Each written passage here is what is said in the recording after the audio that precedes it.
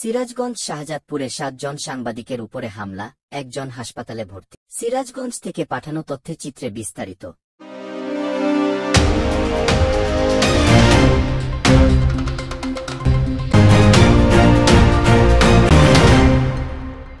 সিরাজগঞ্জের শাহজাদপুরে রাস্তা দিয়ে যাওয়ার সময় 7 জন সাংবাদিকের উপরে হামলা ও মোটরসাইকেল ভাঙচুরের ঘটনা ঘটেছে। পরে তারেক রহমান নামের একজন সাংবাদিককে গুরুতর আহত অবস্থায় উপজেলা স্বাস্থ্য কমপ্লেক্সে ভর্তি করা হয়েছে। এই ঘটনায় আরও আহত হয়েছেন শাহজাদপুর সাংবাদিক ফোরামের সভাপতি সাংবাদিক রাজীব আহমেদ রাসেল, দপ্তর সম্পাদক সেলিম তালুকদার সহ সাংগঠনিক সম্পাদক শাহান আলী, সাহেব আলী, হিরু খন্দকার ও জাহাঙ্গীর হোসেন। বুধবার 19 মার্চ দুপুরে শাহজাদপুর উপজেলার নরিনা ইউনিয়নের নরিনা মধ্যপাড়ায় এই ঘটনা ঘটে।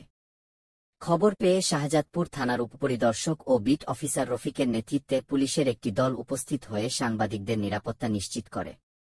পরে ঘটনাস্থলে উপস্থিত হয় থানার সেকেন্ড অফিসার ইমরান হোসেন। এই বিষয়ে শাহজাদপুর সাংবাদিক ফোরামের সভাপতি রাজীব আহমেদ রাসেল বলেন, পেশাগত কাজ শেষ করে নরিনা ঘাটের খেয়া পার হয়ে আমরা শাহজাদপুর পৌর সদরের দিকে যাচ্ছিলাম।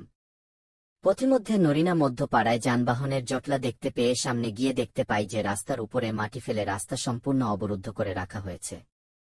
এই বিষয়ে প্রতিবাদ জানালে বালুর পাশে দাঁড়ানো ইমরান 20 ও জামিল 22 নামের 2 জন আমাদের গালমন্দ করে। এ সময় আরা নিজেদের পরিচয় দিলেও তারা আরও উত্তেজিত হয়ে পড়ে। পরে উভয় পক্ষ মাঝে তর্কে জড়িয়ে পড়ি। এ সময় রবি, ইমরান, জামিল, খায়রুল সহ বেশ কয়েকজন ব্যক্তি লাঠিসোঁটা নিয়ে আতর্কিত আমাদের উপরে হামলা চালা। পরে আমাদের মোটরসাইকেল ভাঙচুর করে। এই বিষয়ে শাহজাদপুর থানার অফিসার ইনচার্জ মো আসলাম আলী বলেন, হামলার খবর পেয়ে পুলিশের একটি দলকে ঘটনাস্থলে পাঠানো হয়েছিল। লিখিত অভিযোগ পেলে আইনানুগ ব্যবস্থা গ্রহণ করা হবে।